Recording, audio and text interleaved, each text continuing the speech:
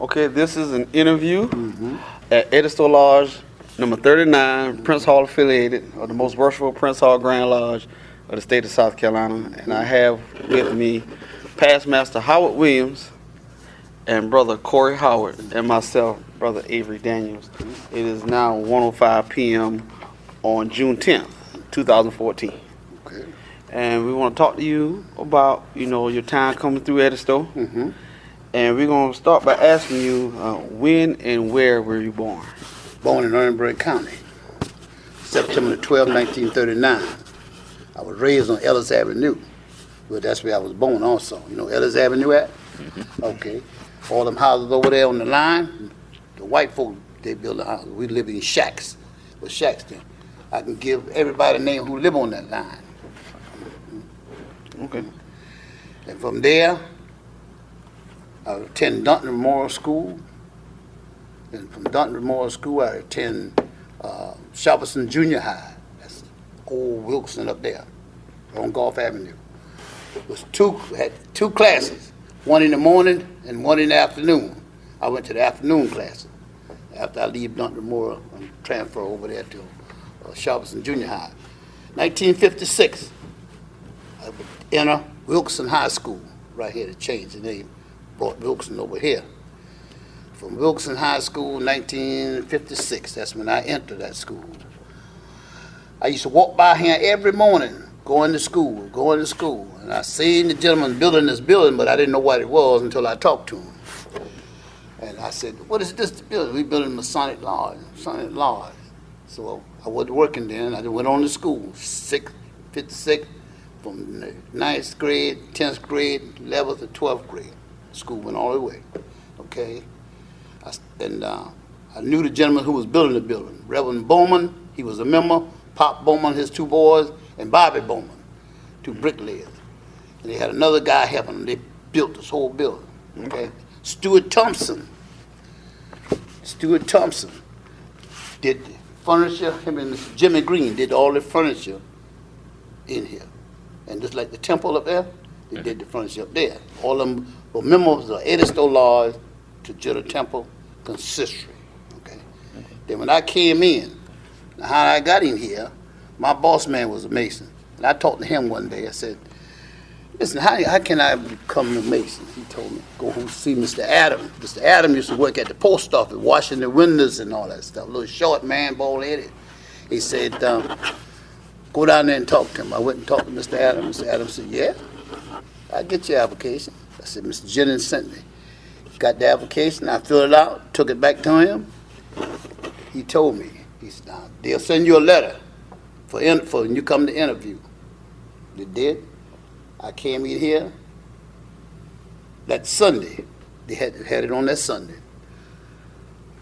By me being dark complexion, they didn't want me in here. This is almost a white lodge, all the light-skinned people. All right, they didn't tell me they didn't want me, but the way they talked to me about the situation, they didn't want me here. All right, Harper, I.S. Harper, was the secretary. He knew me about going to Wilkinson.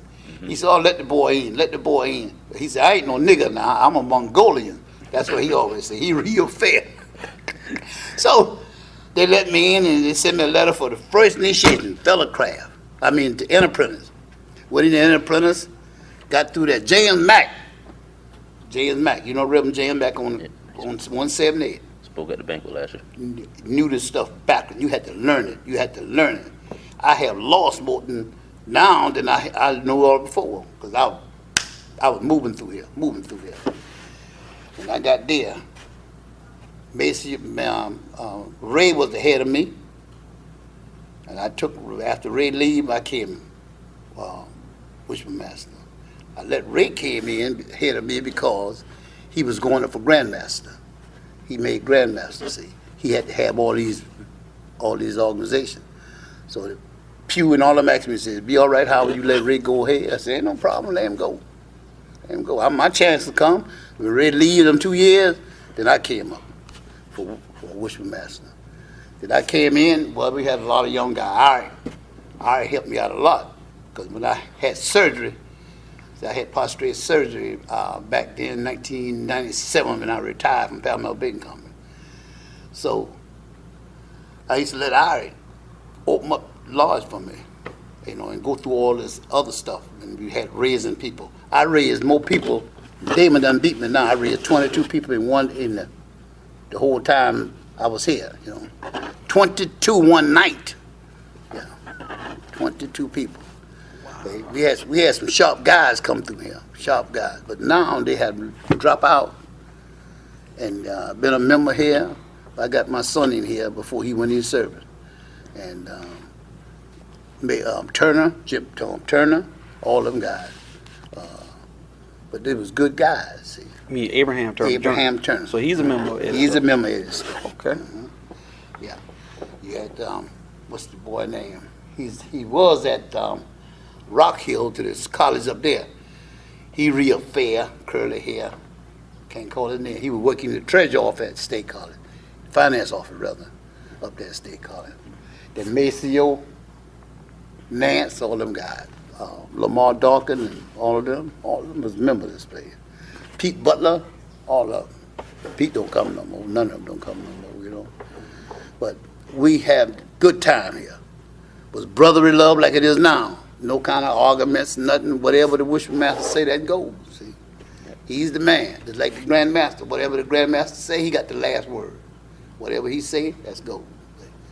Been to quite a few grand lodge sessions. Then I said, well, hey, I've been to one. I done been to all of them, you know. So I stopped going. I wasn't bucking for nothing. Just go, you know. Let's go, because I had my field crowding here. Then I went into consistory. Went into consistory. Did the same thing. Hold these positions till I got commander-in-chief. I got commander-in-chief.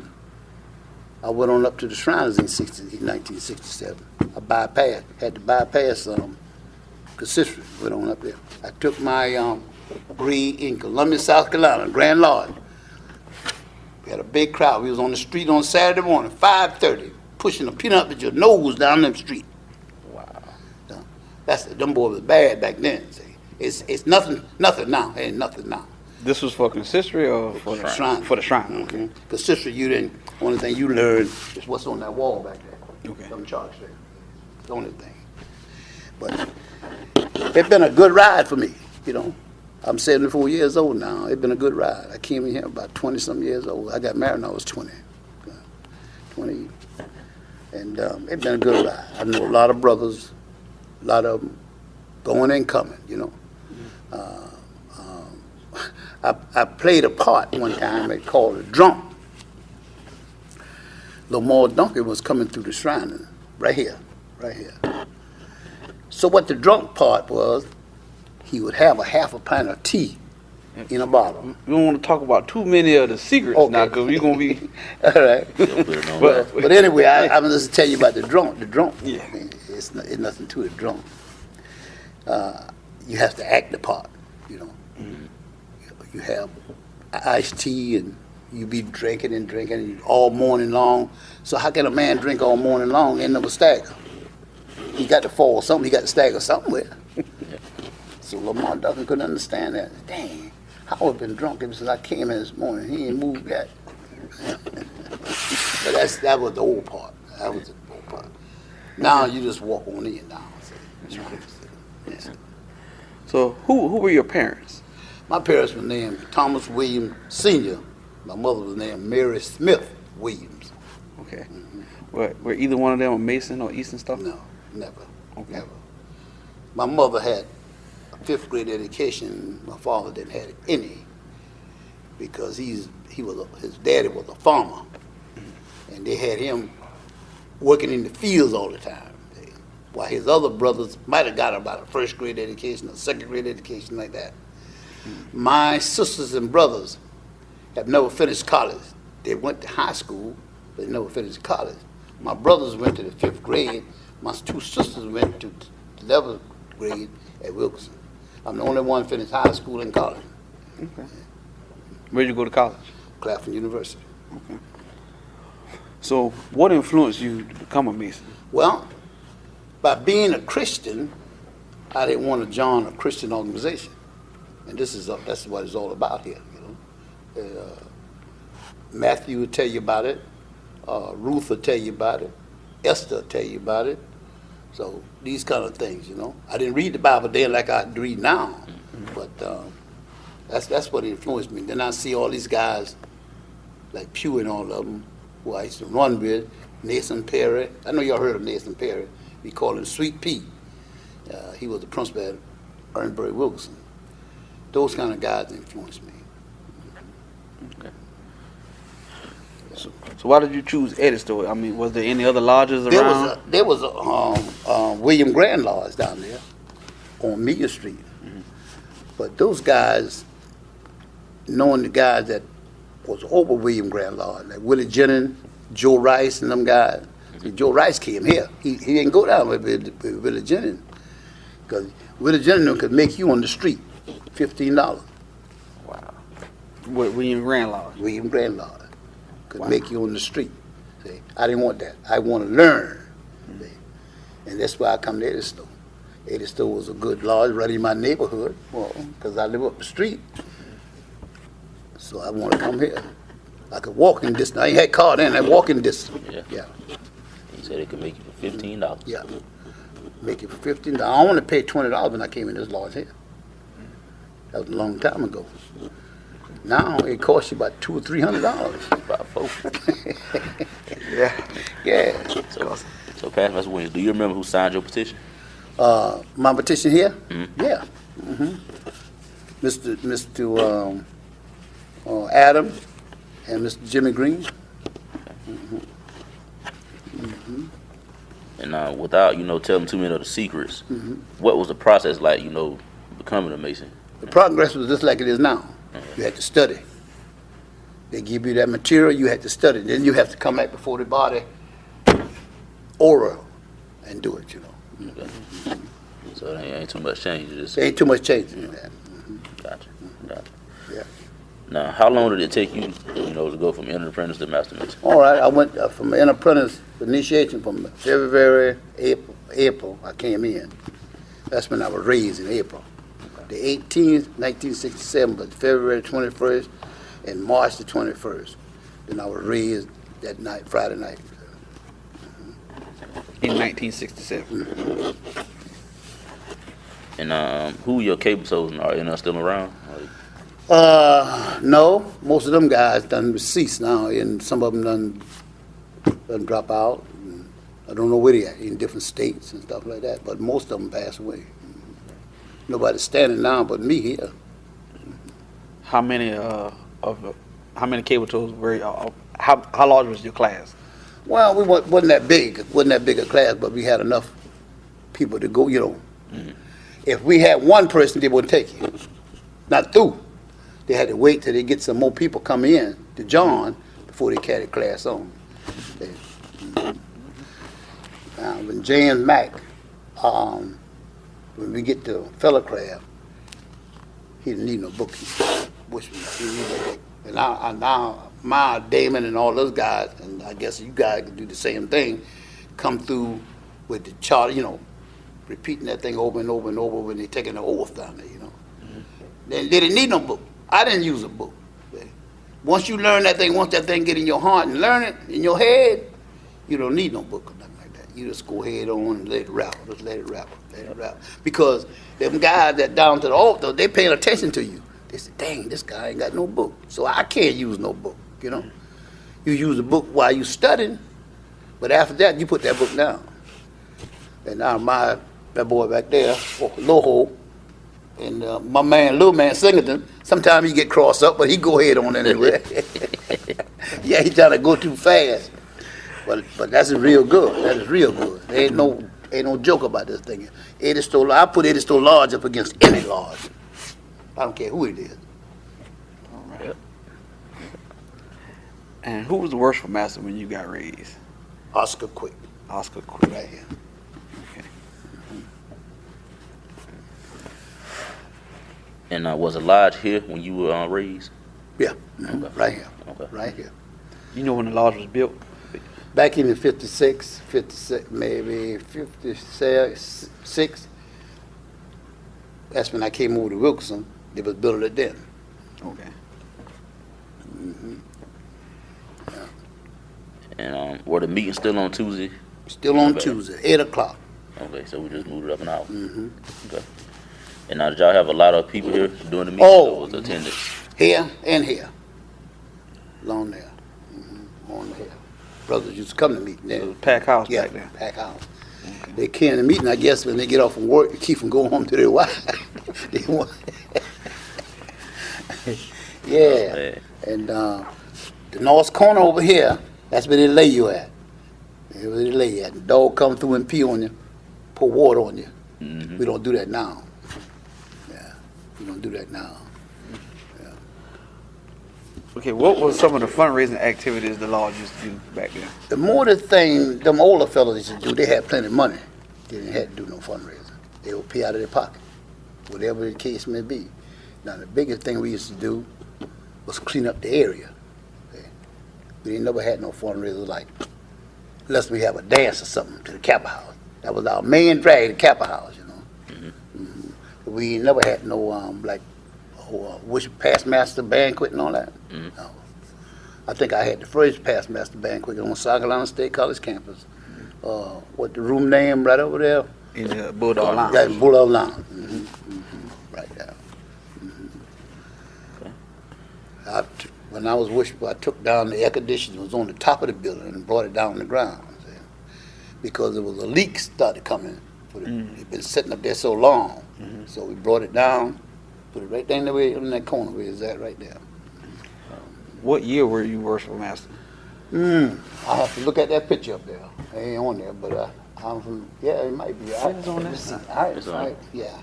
I think it's 95 and 97. Yeah, 1995 to 1997. Cause Ed came in 98. Yeah. Yeah. What were some of the things that the lodge did for the community? Well, we used to do Easter egg hunting like we're doing now. We used to do it over at the high school for the kids, over there in the football field. We used to ball eggs ourselves before Ms. Jameson came in with us.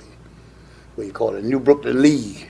Then when she came in after y'all started coming in, she came in because by she being president of Brooklyn League, we just turned it over to her. She can handle it better, you know. Because a lot of the brothers, they had things to do on Saturday morning, play golf, or whatever the case may be.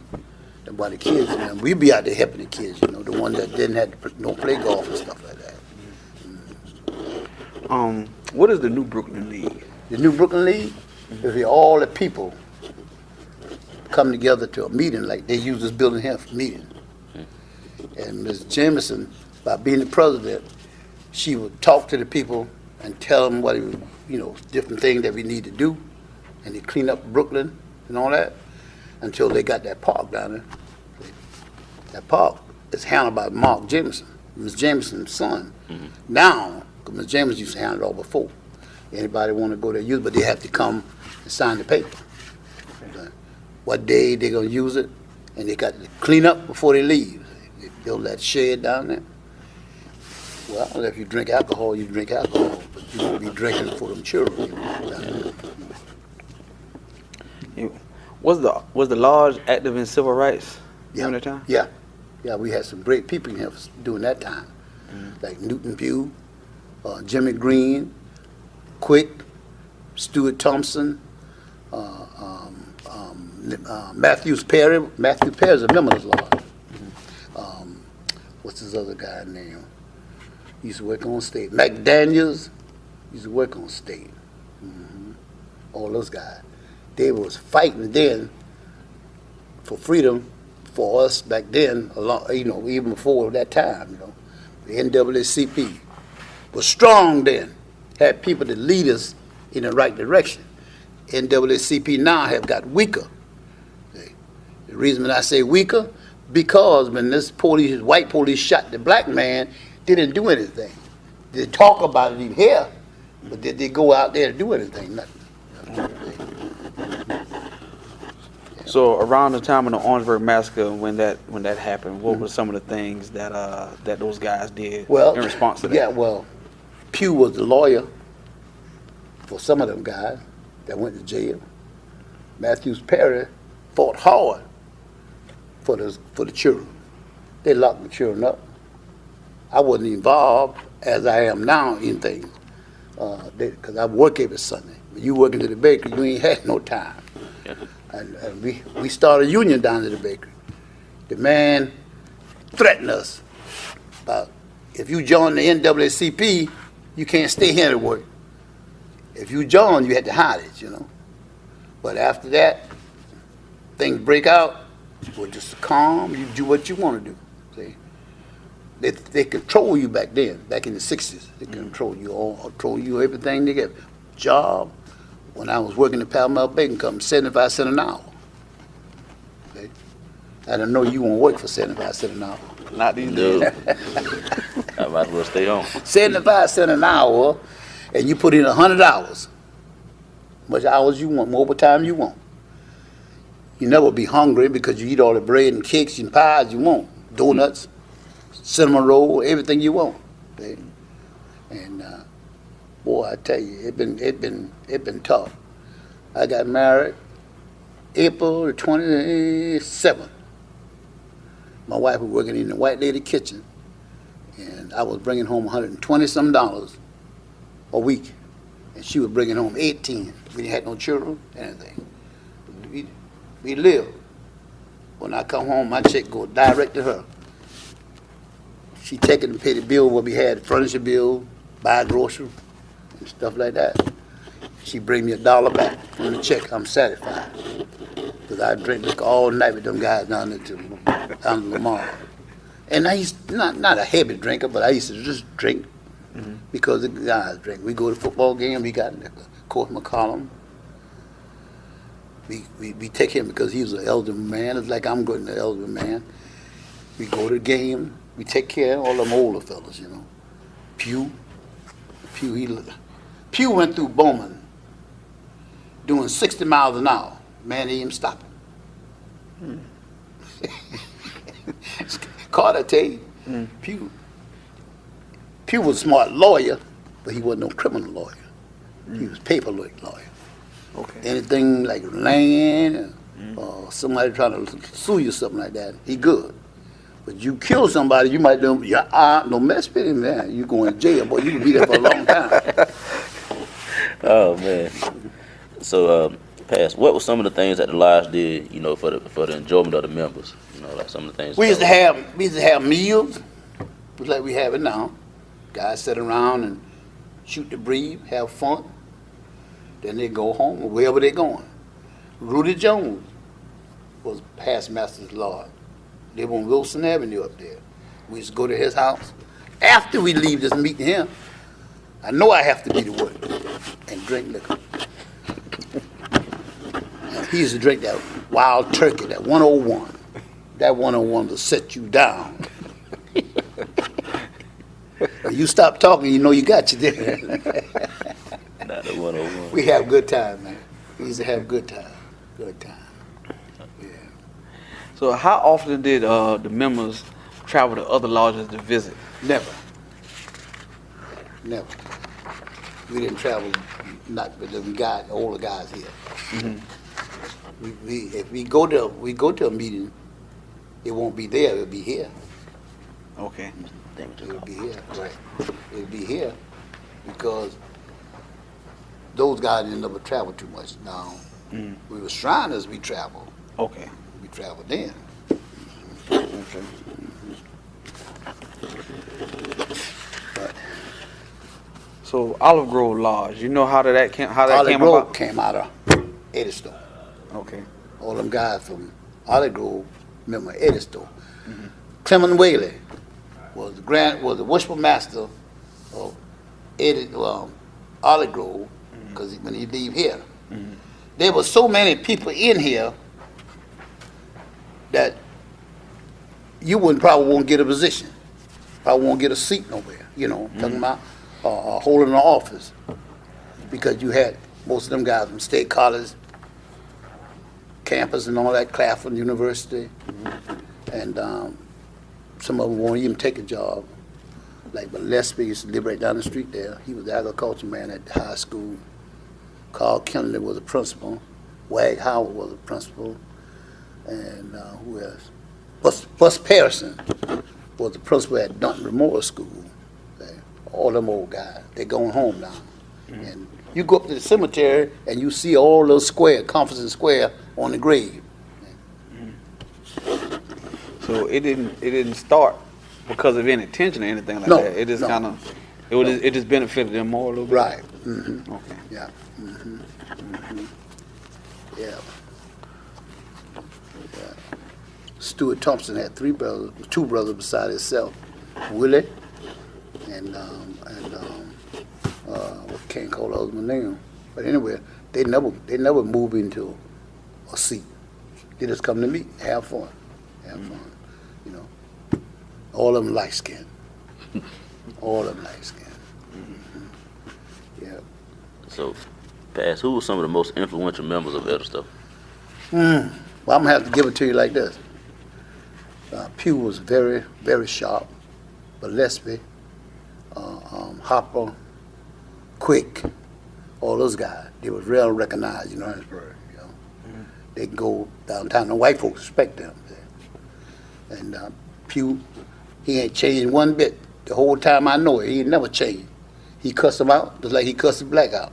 You know, he do paperwork for the white as well as he do for the black. You know, those are the fellas. Until now, we got people in here now. John is saying, Curtis Carter, myself, and you know, Bruce coming up pretty good. You know, because of the head of doing the work at the Grand Lodge. You know, respectable people. You know, the white folks respect you. Now, one day I went in the drugstore, Orangeburg Cut Rate Drugstore.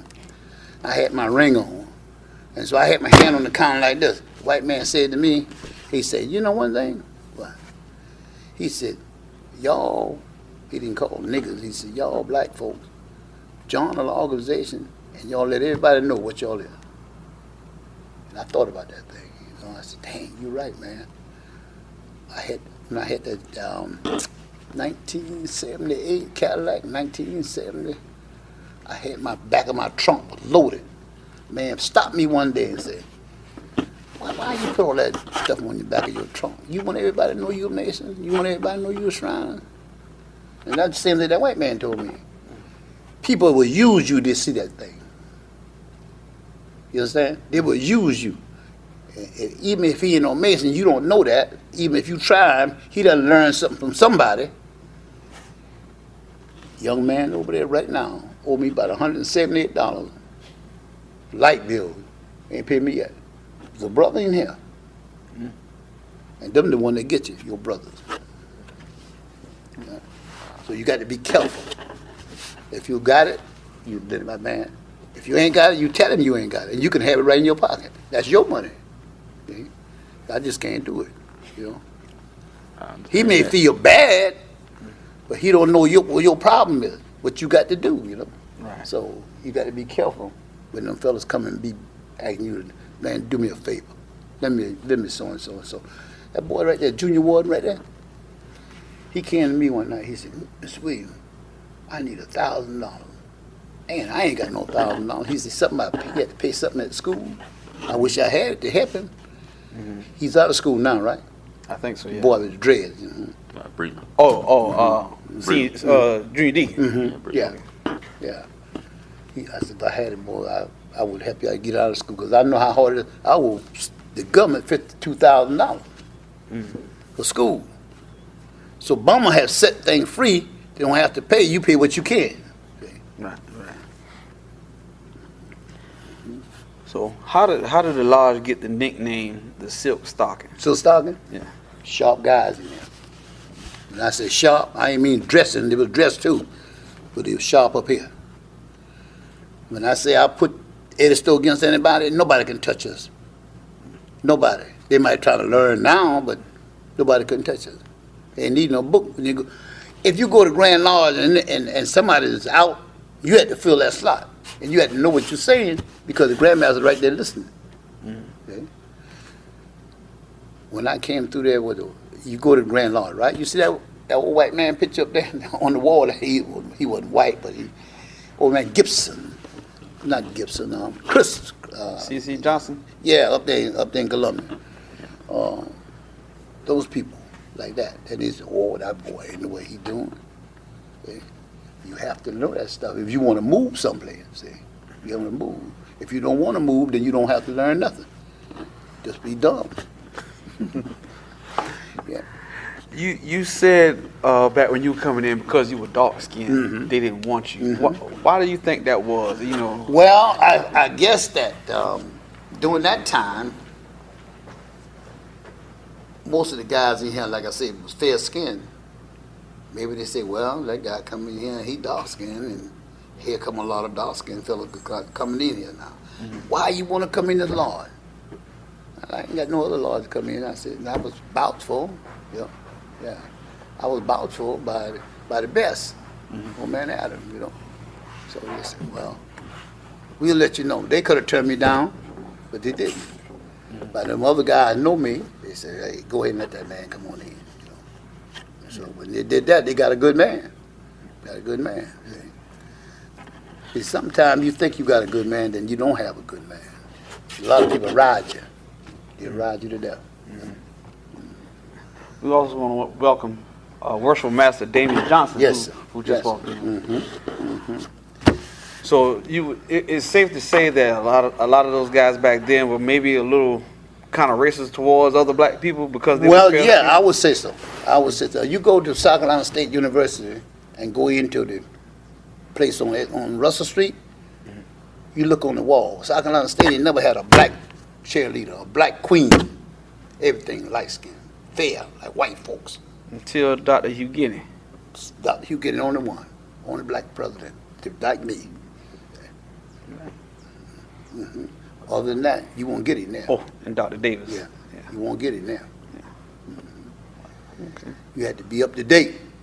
And them guys work together to help each other, see, back then. Now it's hard for a man to help you. If you ever been in trouble or got bad credit, it's hard to help. Yeah. Now creditors will tell you that point blank. If you got bad credit running through that machine, he'll tell you, now I wish I could do it for you, but I can't. His job is in jeopardy. He do. Damon, you got anything you want to ask? Yeah. I got a question. Because I think past Master Kendall and Mr. Staley was in here before you got in, right? Yeah, right. Tell us a little bit about them. Staley was a fun guy. He get mad real quick. Now. If he know that coach coming through here, he'd be in here for the last meeting for the last one. Was Dawson? The third for the second, the third degree. He would be here. He would ride that guy in the floor. I mean, I ain't talking about he jump on his back. Especially when you hit him in the head, when you kill him. Oh my God! Staley jumped right in the mat with him. That Staley was something else. Oh man, he was something else. Oh, God. We ain't had no ceiling there. Wasn't no ceiling up there. Nothing but the raft. Okay. Fellas go up there, man, and there's nothing you can do. Them big guys, like old big boy from Santee, you can take about 12 of y'all to throw that big sapsucker up there. Well, and you know they have a lot of fun with that thing, but Staley was something else. He was a good guy. Staley wasn't no joke. Like, he was a good guy. He just get mad real quick. When he get mad real quick, he get red like fire. Yeah, and he still do. Oh. Yeah. Cuss you out in a minute. Yeah. I got one question. If you had to comment on the lodge as it was when you came in, the condition of the lodge, not the building, but the actual lodge, and the state of the lodge now, what would you say the major differences from then to now?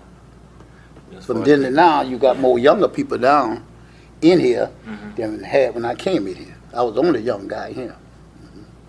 And they didn't, and like I was telling these two brothers, they didn't even want me in here because of my skin. Right. So would you say that's a good thing, bad thing, or? Well, I think they did a good thing because when they accept me and brought me to the first degree, I think they knew they had a good man. Right. So how about as far as us having young brothers now?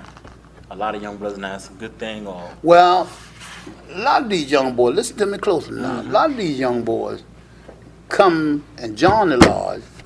They join it to go out in the street to show it off. See? Then when they get trapped out there, they can't handle themselves. Then they'll go home and take their ring off, or whatever the case may be.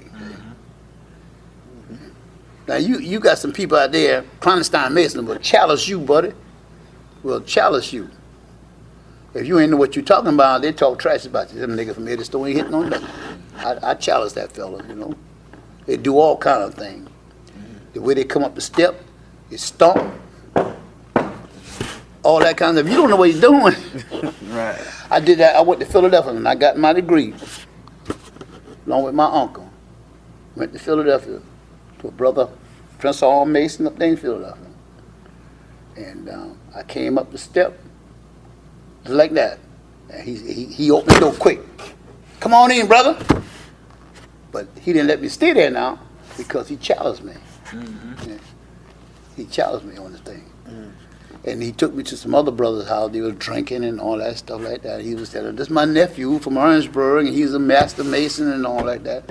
Them guys, oh yeah. He'll find out what this guy know. You know?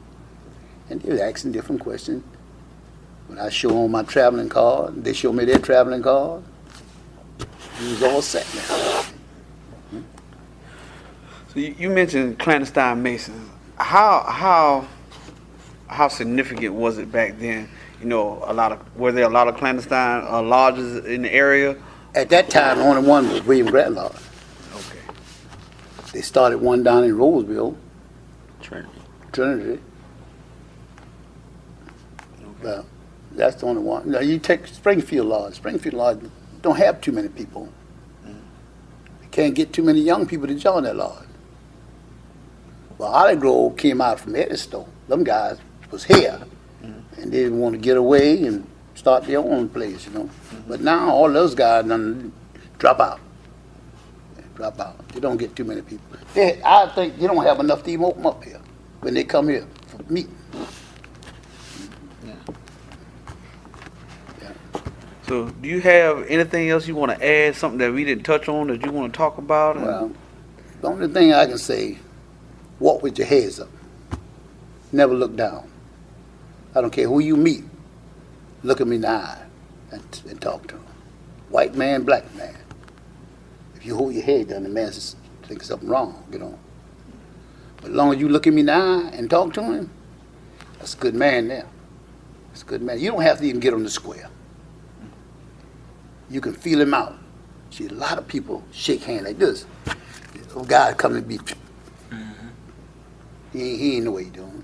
He ain't know what. If he don't hit me on the freshman, I don't mess with him. If he don't hit me in the apprentice, then he shift something like that. I ain't going through all them changes with him now. He trying to learn. Some old street guy trying to learn something, you know. But you ask him where he come from in the Bible, he couldn't tell you. Okay? So you got to watch all them kind of guys. They're slick. Just be on the cue. That's why when you have your D-Shed, you tell you, caution, that's your name, and you answer caution. Nothing else. Right. Yeah.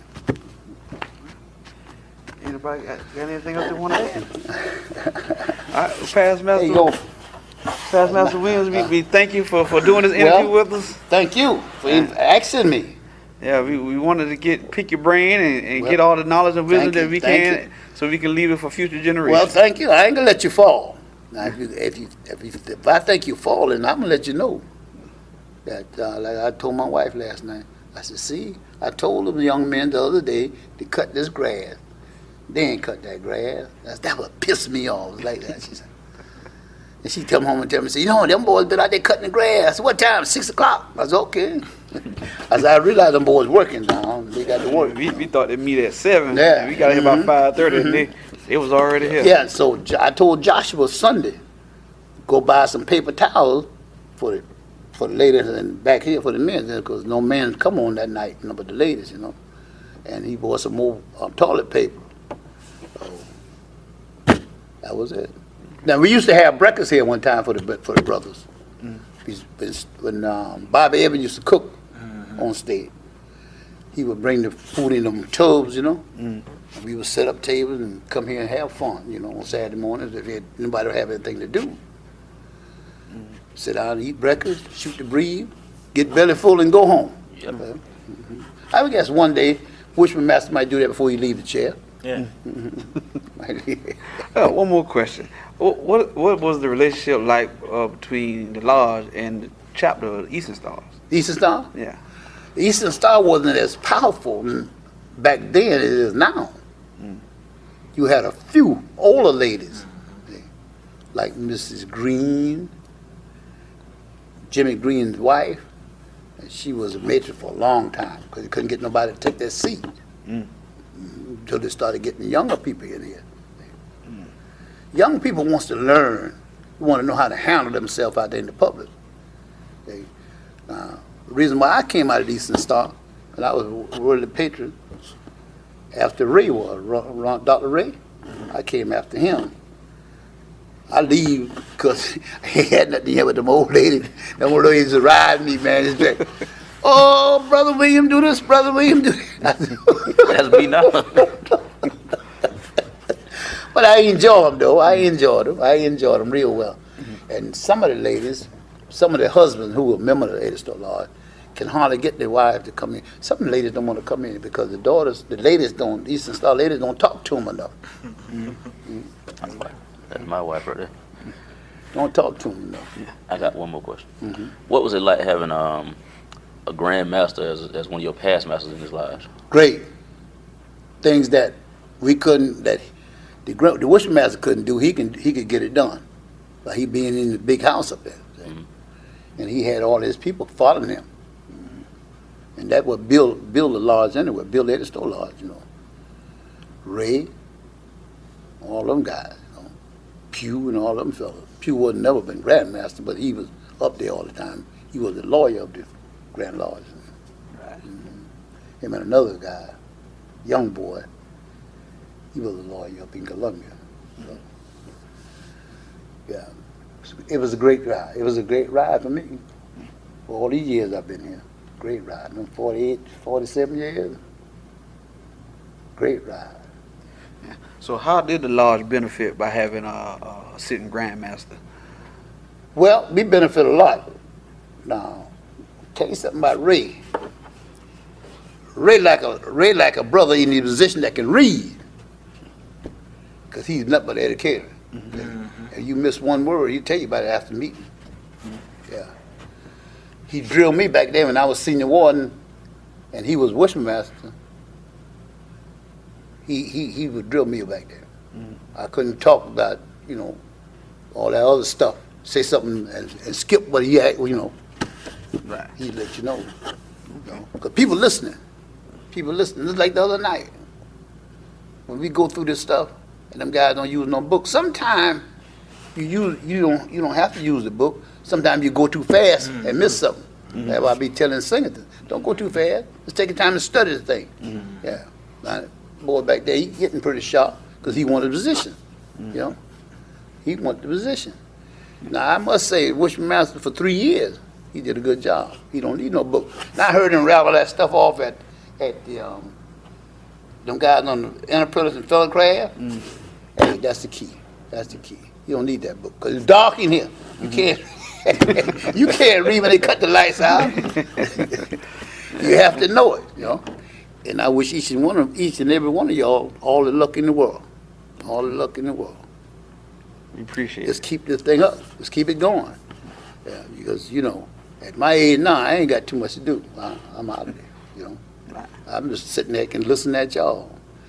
John will say think I'm leaving here tomorrow, but he can go take that someplace else. You get your butter now. Well, wife had been in our funeral home for years, you know, all my family. And I tell him, I'll be jabbing him. I said, oh, I'm going to give my body to Miss Glover. He studied, you know, but a good fellow. Good fellow. Now they say the lodge is above the funeral home at Blythewood. Have you ever seen it? Yes. It's set up now. Oh, okay. Conference Square sitting right there. Everything. Everything. Only thing you got to be careful you don't go through the floor. Come down on John. Going down on Old somebody else. building. Old building. Then we moved from there to Jimmy Green's house. Upstairs. You know Jimmy Green right there on Russell Street? The brick house. He took his attic and made Edisto Lodge until we built this. Until you built this, okay. Got a lot of, now, if that girl will let you come in there and go upstairs and go through them files, you'll see a whole lot of stuff. But she won't do it. At the funeral. No, at Jimmy Green. John, let you come up there. They got the big Bible still right there on the thing, altar. You know? But the girl, Jimmy Green's daughter, down there, she won't let you come up there to see nothing. You know her name? I forget it, but if you care fifth of liquor, you probably won't get in there. She drank it, Bubba. You might need a sweet talking to go over. We definitely want to get a hold of those files. Yeah, and try she to got get- some stuff up there, man. Yeah. I'm talking about some good stuff.